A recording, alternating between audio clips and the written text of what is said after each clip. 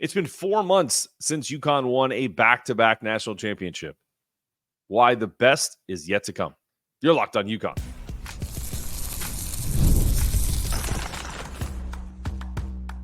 You are Locked On UConn, your daily podcast on the UConn Huskies, part of the Locked On Podcast Network, your team every day.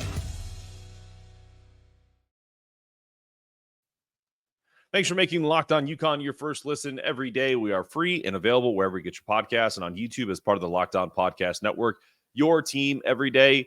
My YouTube support has been amazing, guys. Keep doing what you're doing. You're subscribing. Maybe you're telling friends. Maybe it's organic, but nonetheless, it's been fantastic. So what I'd love is those same subscribers who are downloading or subscribing to the YouTube would also download the audio version wherever you get your podcasts, Apple, Spotify, wherever. So do me two quick favors. First, subscribe, and then head over to Apple, Spotify, wherever you get your podcast. This way, you'll never miss a moment of Locked On UConn. It means everything to me. When you get a chance, give us a 5-star review. Good reviews trigger referrals for similar shows where people can get some new content, UConn content. Maybe they're not familiar with how to search, and it gets reviewed by you, and then it gets sent to them, and they're excited, and they find us. That's how it works. Today's episode is brought to you by Game Time. Download the Game Time app, create an account, and use the code LOCKEDONCollege for $20 off your first purchase.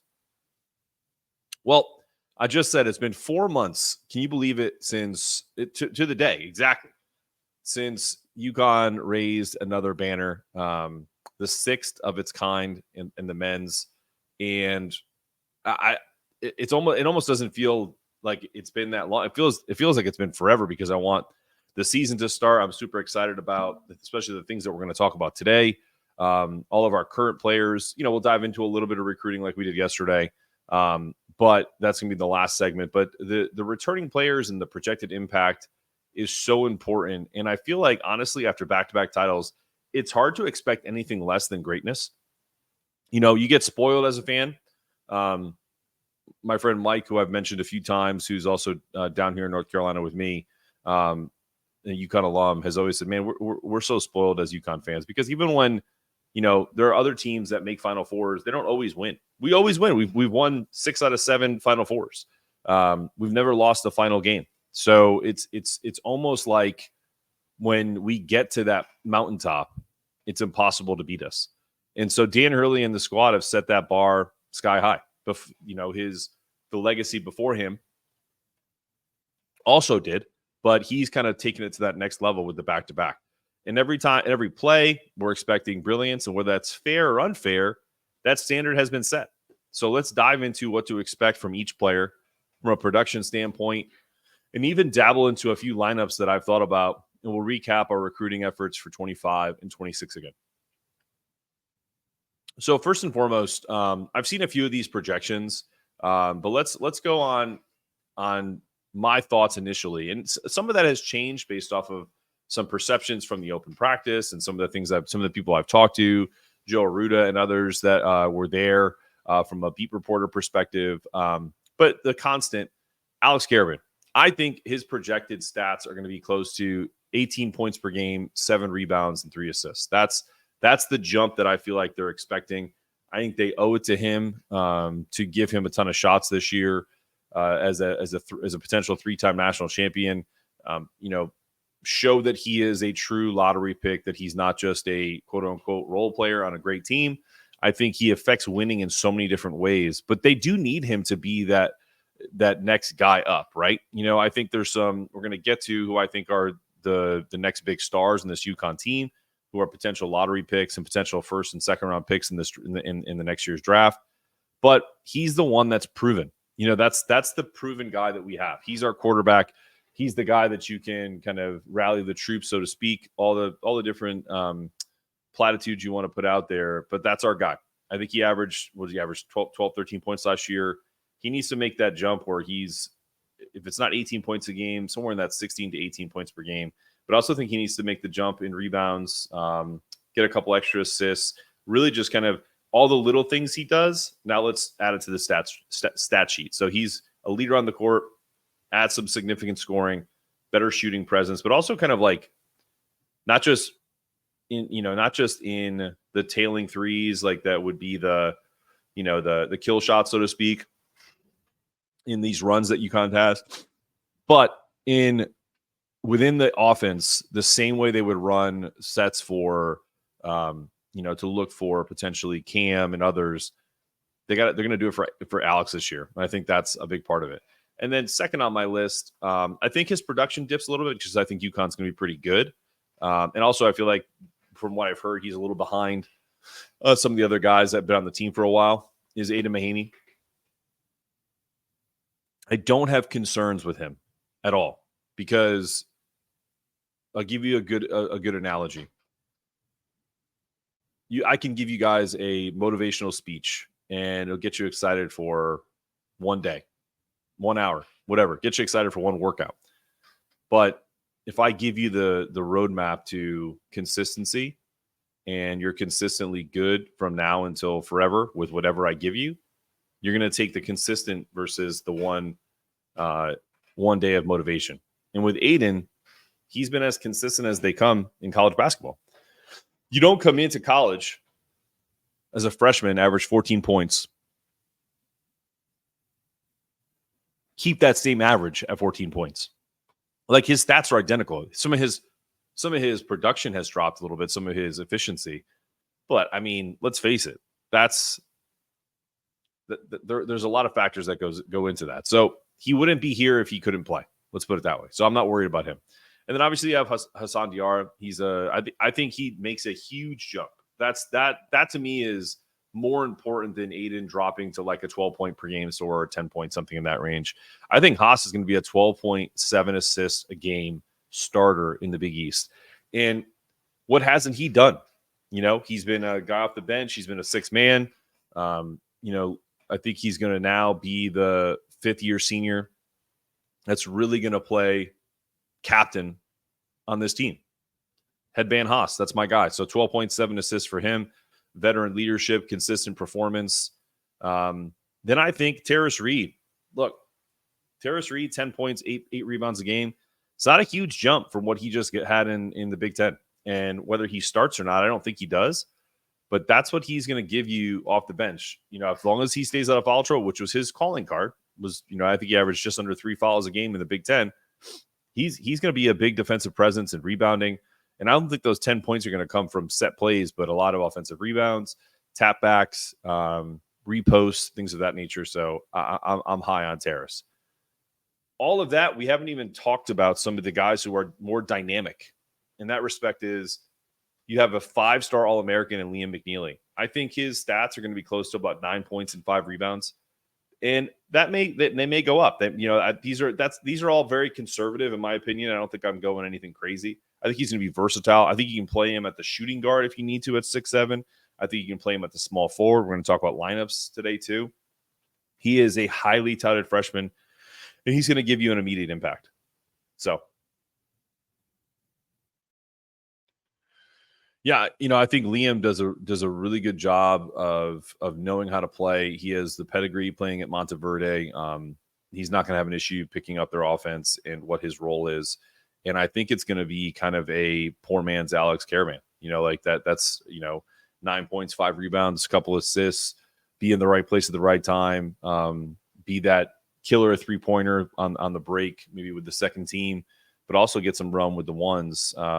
There's definitely a world where he starts. I don't know if it'll be right away, but I can see it. Then, you're looking at, how about Samson Johnson? Samson, I think it makes also a big jump because he's going to get more minutes. 8 points, 6 rebounds is not a crazy amount. We've talked about how do you replace Donovan Clingan? You don't do it with one player. You do it with multiple. And I think Samson having an uptick in his production, you add Tarris Reed to the mix, and there's your production plus. That's essentially what 18 points and 14 rebounds is what they average together as a tandem. And that's what I expect from Samson and Tarris Reed Jr. Going to have a lot of good depth, good experience in the front court. His role and contributions are going to be key. My only concern with Samson and then a guy like Haas is, do they bring that energy as starters? And I think the answer is yes. We're going to take a break and then come and talk about the next 5 guys, or 6, I should say, who I think are going to be fantastic impact players. And yes, I think Dan Hurley is going to figure out a way to potentially play 10 or 11 guys this year. I've kind of waffled on that, and I think he's going 10 or 11 this year. I think he's going to be forced to. Coming up after this. Hey everyone, summer is my favorite time to catch an MLB game, and I'll never forget the time I was introduced to a lovely beer shower at Yankee Stadium over a walk-off home run by Donnie Baseball himself. If you love creating those kinds of memories, you've got to check out Game Time. Your parents may not love that, but it happens. Game Time is the authorized ticket marketplace for Major League Baseball, making it easier and faster to get your tickets. With killer last-minute deals, all-in pricing, views from your seat, and the lowest price guarantee, the Game Time app has amazing deals for upcoming Yankee games. Down here in the South, I'm close to Atlanta Braves, Baltimore Orioles, Washington Nationals. The app features flash deals, zone deals, fantastic for snagging the best seats at unbeatable prices. Plus, with their easy-to-use interface, you can see panoramic views from your seat before you buy. Take the guesswork out of buying MLB tickets with Game Time. Download the Game Time app, create an account, and use the code LOCKEDONCollege for $20 off your first purchase. Terms apply. Again, create an account and redeem LOCKEDONCollege for $20 off. Download Game Time today. Last-minute tickets, lowest price guaranteed.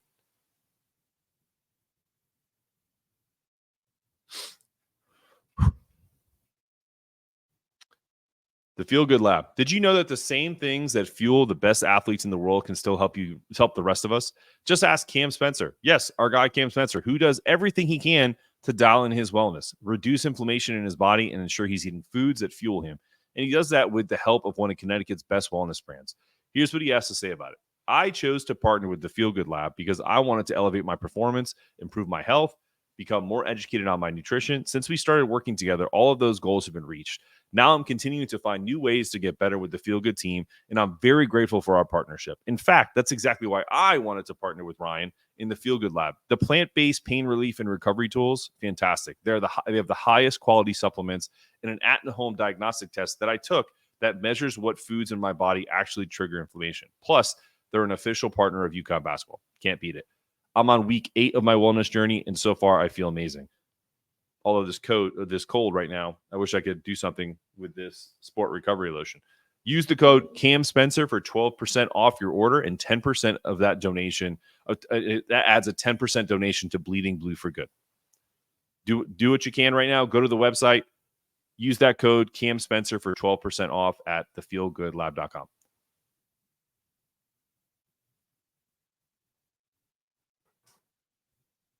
All right, we're back.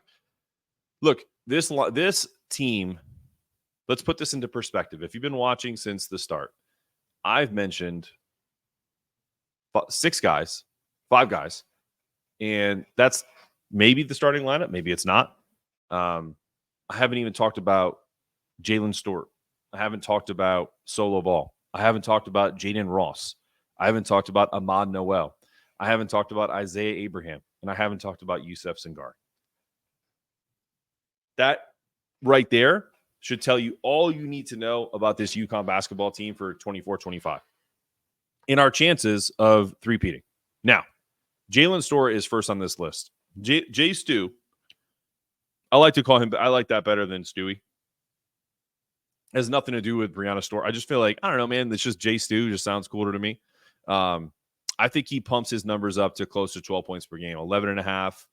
I think anywhere between 10 and 13 points. So I'm going to go right in the middle. Five rebounds a game. He's a dynamic scorer, all 3 levels. He's a shutdown defender. I think he really proved himself to Dan Hurley and folks when you knew he wasn't kind of a primary option, but he still busted down the floor. He would block shots. He would get rebounds. And when you needed him, Big East tournament, knocking down 3s. So he's a star in the making. And I absolutely guarantee you, signed, sealed, delivered. He is working his tail off so that he proves everyone right, Dan Hurley and staff. Because let's be honest, I can't imagine he was happy with not playing last year. It's cool to win a championship. All these guys, Jaden Ross, Yusef Singari, Solo, awesome. You got a ring. You're on a championship team. Not a lot of people. We can't take that away from you guys. But it sucks to not have your stamp on it. So what about the rest of these guys? I think they start getting some run. I think Jaden Ross does get a little run. He's going to get 6 points per game, 3 rebounds. That's my take on it. I think Ahmad Noel is going to spell Hassan a ton and average about 5 to 6 to 7 points, 4 assists. He's a good off-ball shooter, so you can keep them both in. You just suffer a little bit of size. That's okay. They're both quick as lightning, and they're both great on-ball defenders. Then I think this is where the tough stuff happens, like with Isaiah Abraham and Yusef Singari. So as much as Isaiah has really showed out in open practice, and I think he's really proven himself that he's more than kind of an afterthought player in a lot of people's minds, who does he replace? Because he's a freshman. Does he dominate so much that he takes away minutes from Jaden or Solo?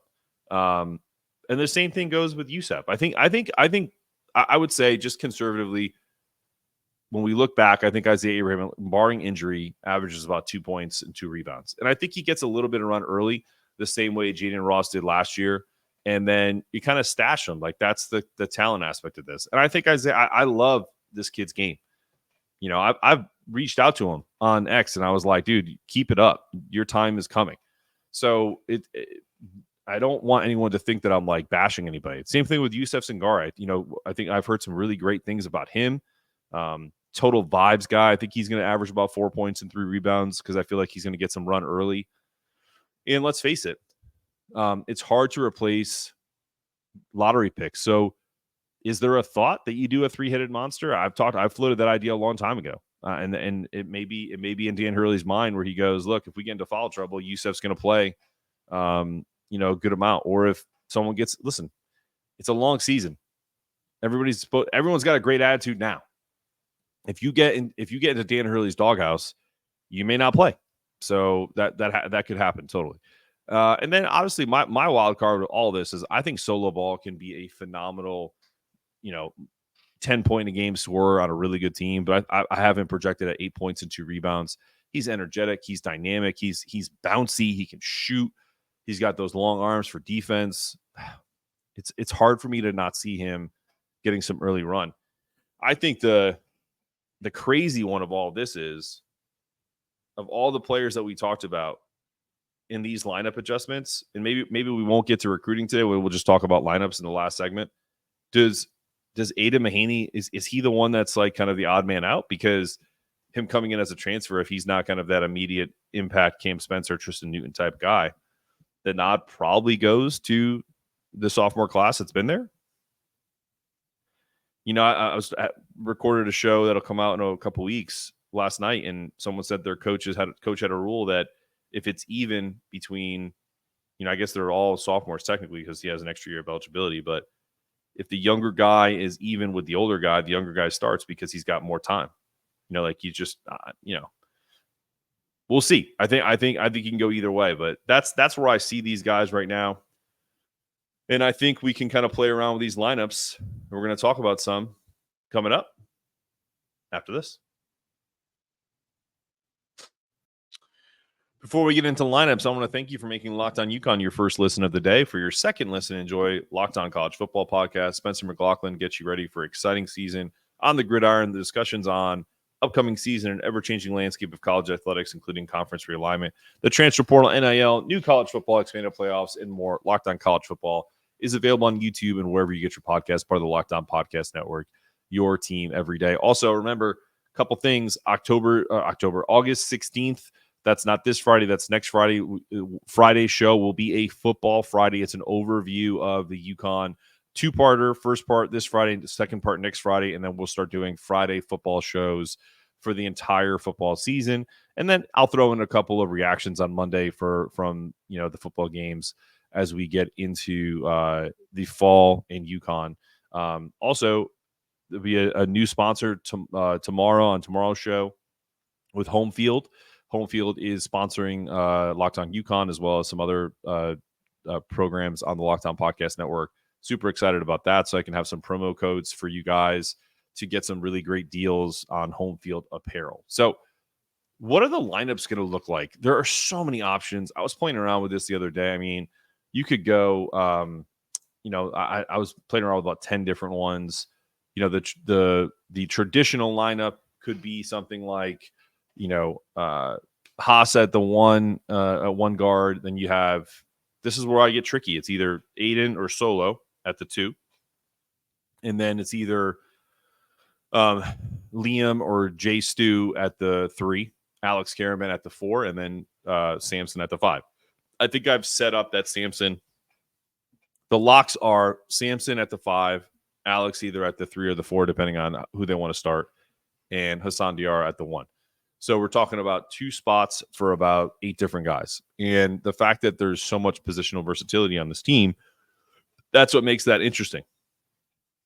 Do you go – because when we had Joe Arruda on a couple days ago, we were talking about does Dan go, okay, so I have Haas at the 1. Does he start Liam McNeely as basically like a shooting guard and then has Jalen Stewart as a wing and then Alex Karaman as the 4 and Samson at the 5? Do you do that? Do you potentially bring Liam off the bench and then start Solo at the 2, Jay Stu and Alex? Is there an option to potentially go, okay, we like Aidan's steadiness, if you will, right? And he's the shooting guard. And then pretty quickly into the game, as it flows, we put Alex at the 5, and then we just have shooters everywhere. Alex at the 5, Jalen Stewart at the 4, Liam McNeely at the 3. Take your combination of Aidan or Solo at the 2.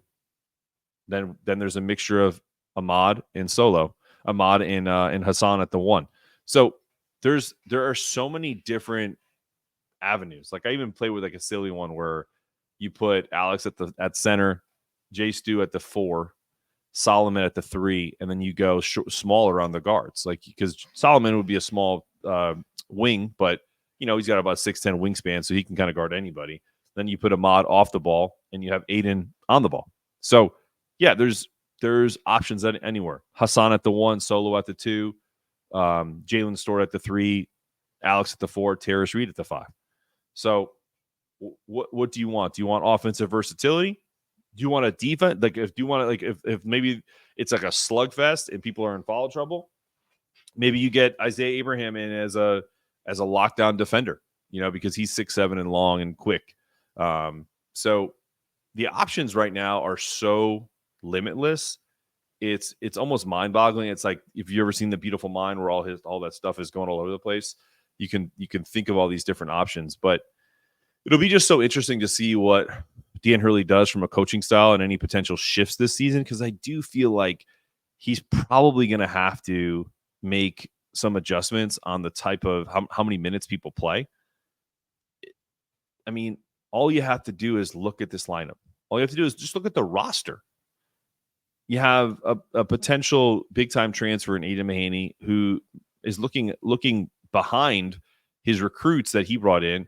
You have 3 spots filled. You need to fill 2 starting spots, but then after that, you're just not going to not play Jaden Stewart. You're just not. And if Isaiah Abraham is pushing pushing the envelope and pushing Jalen Stewart and pushing Solomon Ball, you're going to try to find the kid minutes. The whole thing is it's a meritocracy. You don't want to like cast anyone away, but you do have to kind of go with the hot hand every once in a while. And so that's what's going to be so interesting. And I think that's why when we talked about recruiting yesterday and we talked about the Braylon Mullins and the Nico Bondalos, Eric Ryby, the Malik Thomas stuff, Darius Adams, Quaden Samuels for 2026 and Brandon McCoy in 2026, Abdu Torre, like they're never going to stop stacking this talent. So it's always going to be an interesting and fascinating watch to see how Dan shuffles these players.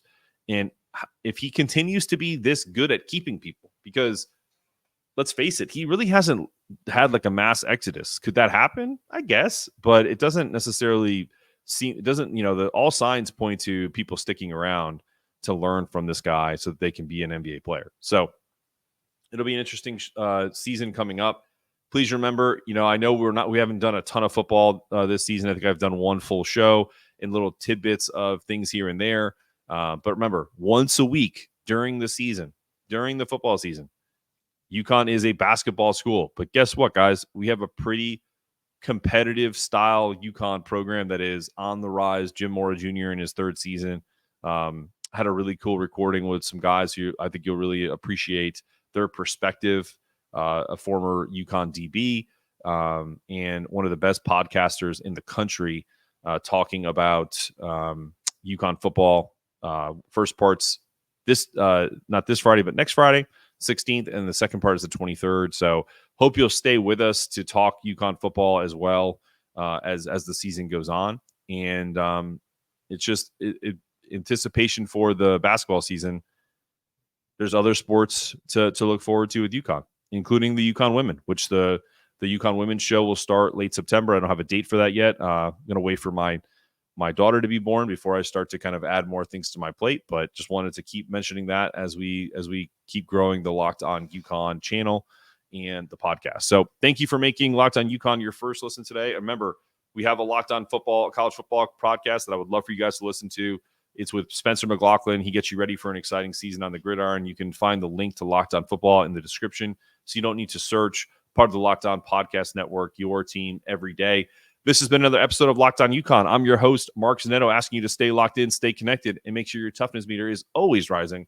And as always, go Huskies.